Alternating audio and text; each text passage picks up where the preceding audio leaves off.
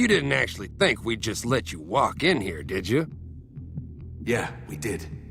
We're looking for survivors. Well, you found some. It's a bitch, ain't it? Take him out! The upcoming Spec Ops: The Line hardly seems related to the rest of the tactical shooter series which shares its name. That's just as well, since other than the license and its basic tactical shooter DNA, it's doing something very different in regards to telling a story.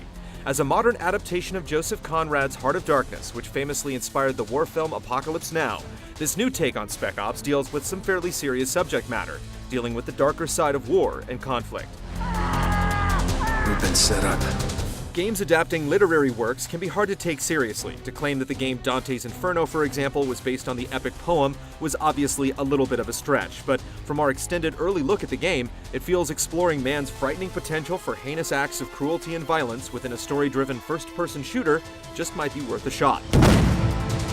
Don't stand there, run! The basic story setup is that the wealthy desert city of Dubai has been ruined and buried by catastrophic sandstorms. You take on the role of Martin Walker, voiced by Nolan North, joined by two capable comrades, and sent in to find out what happened to an army colonel named John Conrad, who refused to evacuate. You'll soon find out that things have gotten strange, with bizarre displays of brutality and chaos seemingly on display everywhere you look. It's strongly suggested that Conrad himself may not have stayed behind for strictly humanitarian motives. Any sign of Conrad in all this? No, none that I've seen. I heard rumors that he's still alive, but if that's true, he's in hiding somewhere. The established order seemed to have gone completely out the window, and outlaws, stranded civilians, and U.S. military personnel are all in the confusing mix together, and they don't always play nice. As you try to infiltrate the city and piece it all together, you can expect plenty of people to shoot at you. You will, of course, be returning fire. Watch out for that runner! Look, he's going for you! Spec Ops features an assortment of military guns and grenades that allow you to deal with threats. Shotguns, sniper rifles, submachine guns, everything you'd expect. While it's not really pitched as a realistic simulation, there are a few small details that emphasize the game's attention to detail and tactical realism. You're able to crouch for improved accuracy, for example, and toggle fire modes on certain weapons. Your squad mates Lugo and Adams don't constantly rely on you for move here, do that orders, but you can order them to take out particular targets or deploy a flashbang should the situation call for it.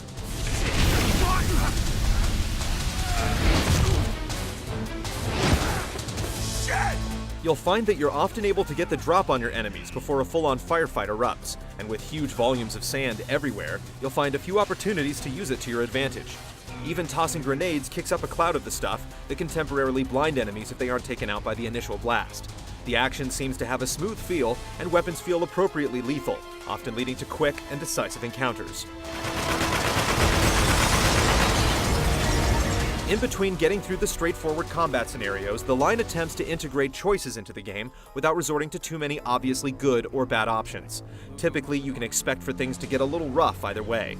From our limited time with the game so far, we haven't had too many morality testing moments, but we did have to choose between saving the life of a man important to the mission and sneaking away to attempt rescuing civilians rounded up for slaughter. Fuck it! I'm taking the shot!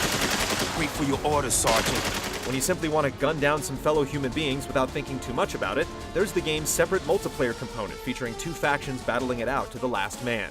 Smaller maps and four-man teams encourage closer cooperation with your squad, and choosing complementary class choices and tactics seem to play a major role in securing victory. Customization and weapon unlocks are an expected part of the deal, and objectives range from capture and hold to base busting to simply killing the other team harder than they kill you.